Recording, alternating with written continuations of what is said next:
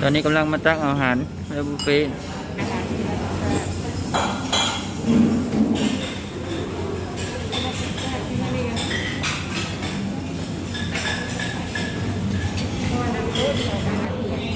ของหวานนี่มีแต่ตัวเนี้ยเซฟๆเนาะ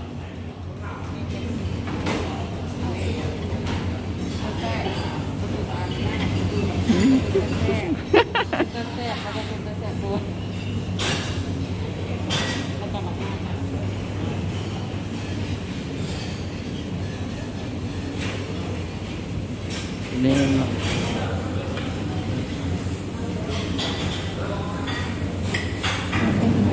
อาหารคือเป็นแต่เซฟใช่เนาะผมเมนูหลายอย่างเนาะ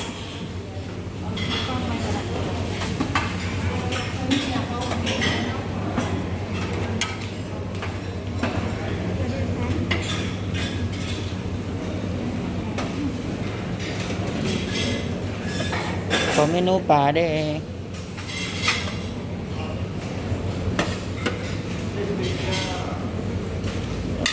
โอเค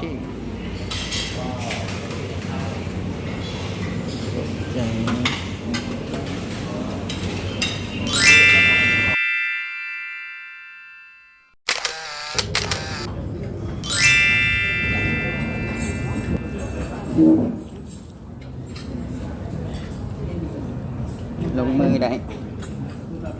คิดเป็นยังว่าบ้านนี้เนาะทานตะคานนี่ก็ได้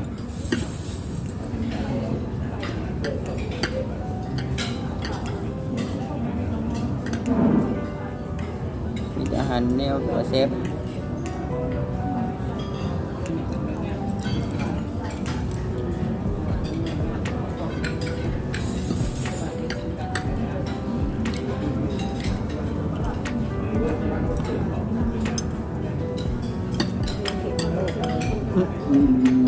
กินอะไรกินลูกเนาะวันนี้ได้มากินอาหารไฮโซจังมันนะ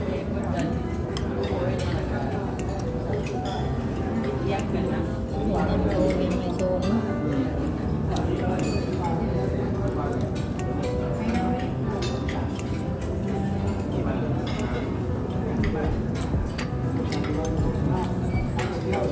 วันนี้เขาบอกว่าจะ5 โมงแบบนี้มันจะว่า10 โมงแล้วนะมาอาหารมาเนี่ย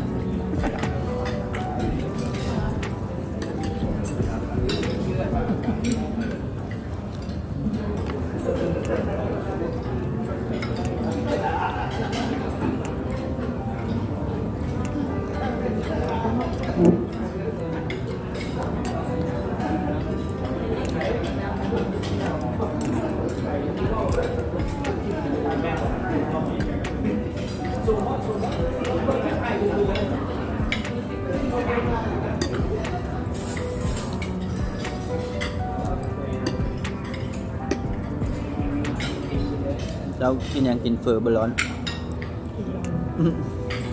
เป็นเราจะไปเอาใหม่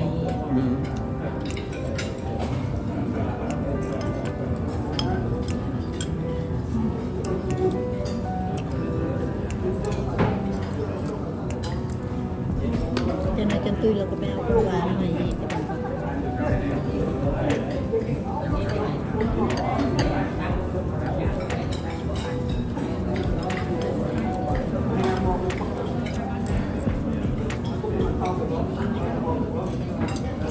สุดท้ายมันก็คือกระดูกว่า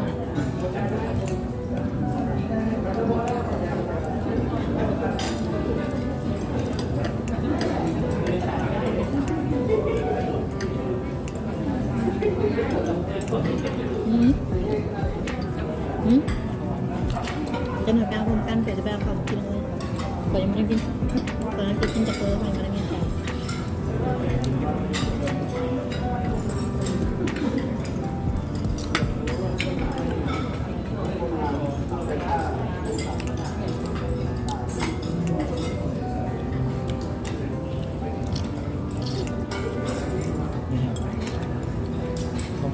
เราคือกินเก่งแค่ตั้งแต่มื้อไหวกินข้าวนะจะเป็นอย่าง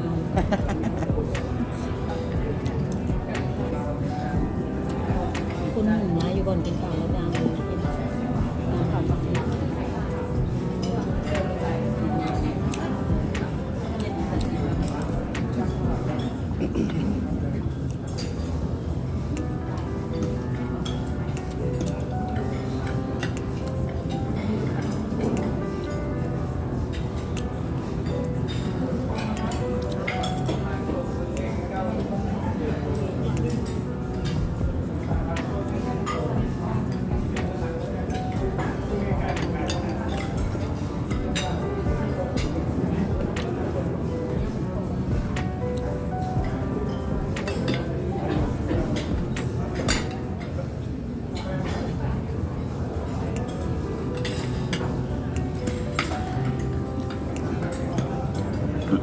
im như bác thằng này đi tìm bữa im gạo mày đấy cứng này mới lên thon hòn mới mày coi mình đi ảo xem những cái con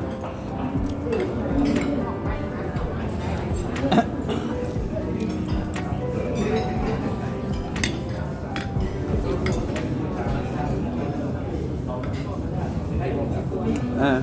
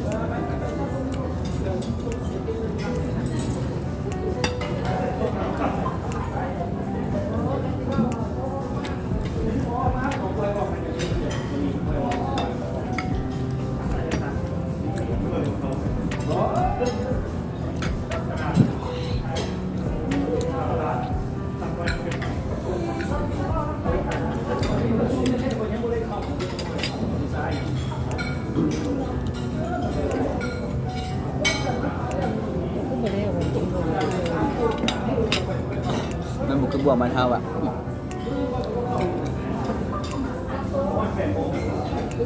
làm cái không quản các bạn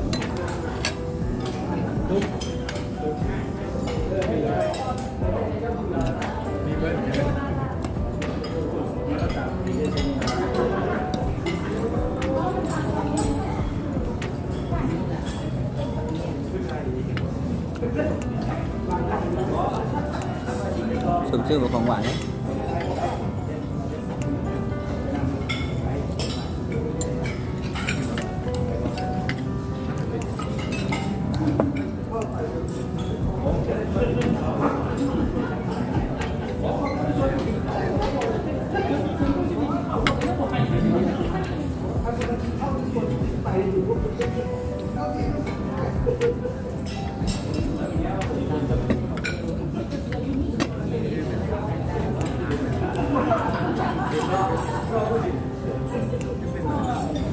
nên dặn lại được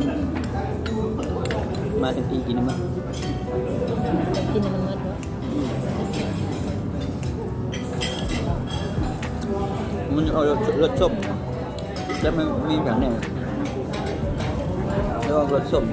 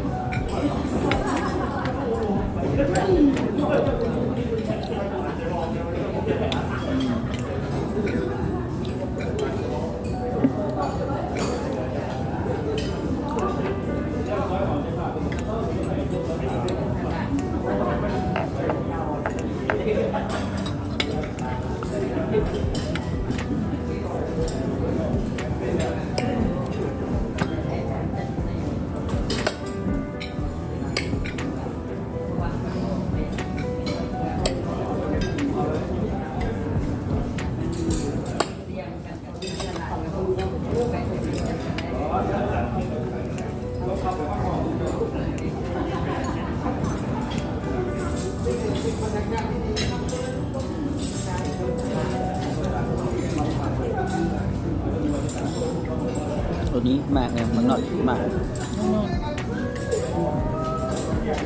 มันมากเป็นไหนอาหารเนาะ จะเพื่อเอา ช่างกระจัดมาให้ครบ